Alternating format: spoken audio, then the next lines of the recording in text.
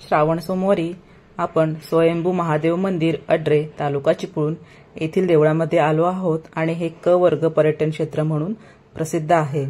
त्यामुळे लाखो भाविकांची इथे गर्दी होत असते। नमस्कार, मी साक्षी होममेकर चॅनलमध्ये आपलं खूप खूप स्वागत आहे। या देवळामध्ये नियोजनबद्धता, स्वच्छता, भाविकांना कोणताही त्रास होणार नाही असे आयोजन केले असल्यामुळे संपूर्ण पूजा बेलपत्र वाहताना खूप शांततेत पूजा समर्पित होते आणि भाविक प्रफुल्लित आणि समाधानी मनाने दर्शन करून जात असतात। तर इथे तुम्ही बघू शकता प्रसादासाठी सुद्धा इथे लाडू आणि वेगळे वेगळे पदार्थ ठेवलेले आहेत। तर ही आपण आता एंट्री करत आहोत देवळामध्ये। खूप प्रसन्न असे वातावरण आहे देवळामध्ये। घंटानाद करून आपण गेलो आहोत आणि इथे नंदींचे दर्शन आपण घेत आहोत। असे म्हणतात की नंदींचे दर्शन घेतल्याशिवाय पूजा आपली पूर्ण होत नाही। तर प्रथम आपण नंदींचे दर्शन घेतलेले आहे। श्रावणासारख्या पवित्र महिन्यामध्ये दर्शनासाठी आणि श्रावण सोमवारी बेलपत्र अर्पण करण्यासाठी लाखो भाविक इथे येत असतात।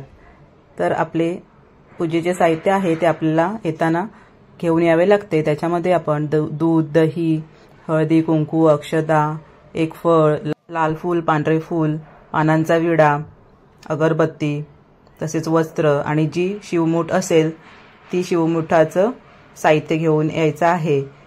पूजेसाठी आणि बेलपत्र वाहण्यासाठी आम्ही रांगेमध्ये होतो, त्यामुळे आम्ही बसून आधीची पूजा आणि बेलपत्र वाहत आहेत ते आम्ही पाहत होतो।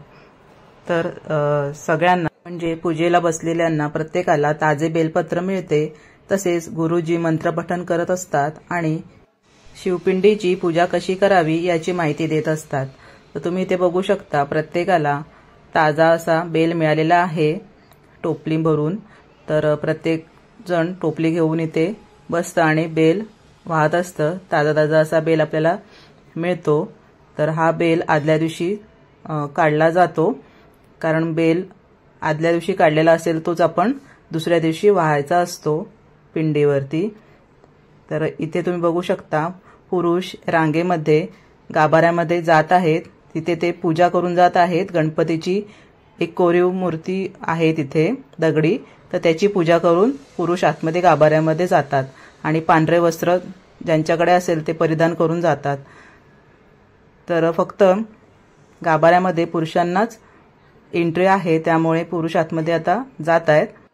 महिलांना गाभाऱ्याच्या बाहेरील जागेमध्ये व्यवस्था केली जाते बेलपत्र वाहण्याची। तिथे शिवपिंड पूजेसाठी ठेवले जाते आणि योग्य ते मार्गदर्शन करून पूजा कशी करावी याचे गुरुजी मार्गदर्शन करत असतात। तर संपूर्ण पूजाविधी तुम्ही बघा।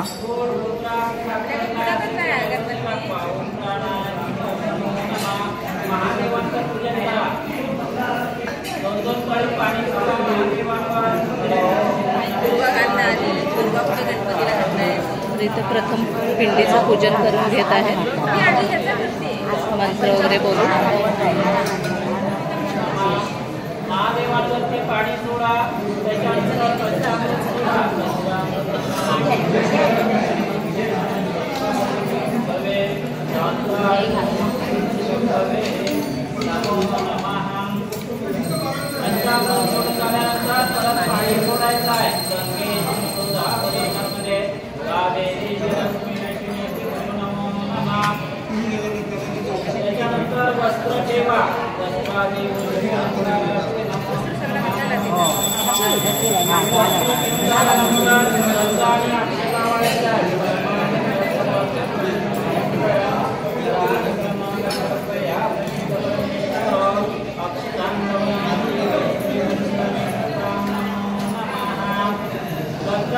सफेद पुष्प जेवा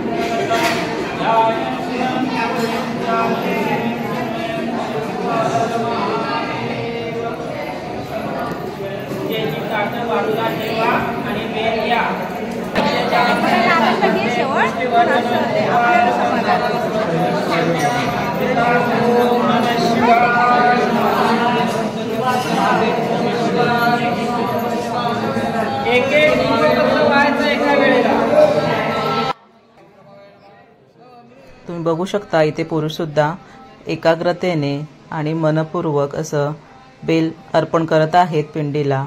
आणि स्वयंभू देऊळ असल्यामुळे त्याला एक वेगळेच महत्त्व प्राप्त झालेले आहे. प्रत्येकाला बेलपत्रांची वेगवेगळी सोय केलेली आहे. तसेच इथे नारळसुद्धा उपलब्ध असतात. तुम्ही बघू शकता देवारामध्ये दिवे लावलेले आहेत साईडने. तर ते दिवे आहेत नंदादीपाचे दिवे.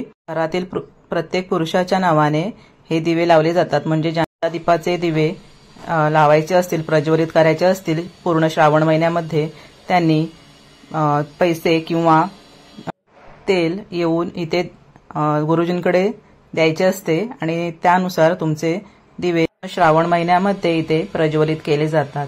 जसे दिव्याला प्रकाशाचे, प्रगतीचे, यशाचे प्रतीक मानले जाते, त्या पद्धतीनेच हा दिवा प्रज्वलित करून आपल्या आयुष्यात सुद्धा चांगले प्रकाशमान व्हावे, आयुष्य चांगले यश मिळावे यासाठी हे दिवे आपण अर्पण करत असतो. तर इथे बेलपत्र वाहताना तुम्ही महिला बघू शकता.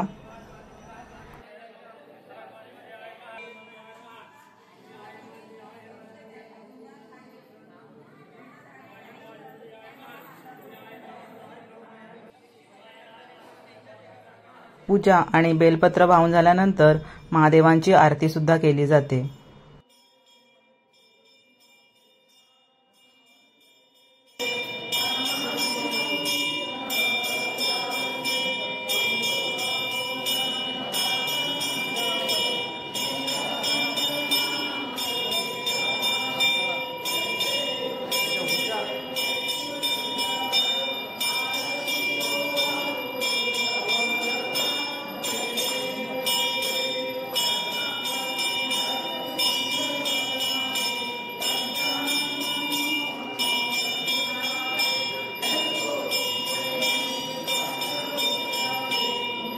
शंकरांची आरती वगैरे चालू आहे. संपूर्ण पूजा, बेलपत्र, आरती झाल्यानंतर महादेवांच्या पिंडीला एक प्रदक्षिणा घातली जाते. पण ती प्रदक्षिणा अर्धीच का घातली जाते तर त्याच्या मागचं आपण कारण बघणार आहोत. महादेवांच्या पिंडीला संपूर्ण गोल प्रदक्षिणा करत नाहीत, ती अर्धीच प्रदक्षिणा करतात. कारण महादेवांच्या पिंडीवर आपण जलाभिषेक घालतो. पाणी तीर्थरूपामध्ये वाहत असते, ते ओलांडून गेल्याने पातक लागते, म्हणून अर्धीच प्रदक्षिणा घालण्याची प्रथा आहे. तर इथे तुम्ही बघू शकता भाविक प्रदक्षिणा घालत आहेत. तर हा सगळा व्हिडिओ तुम्हाला कसा वाटला तो मला नक्की कमेंट बॉक्समध्ये सांगा. धन्यवाद.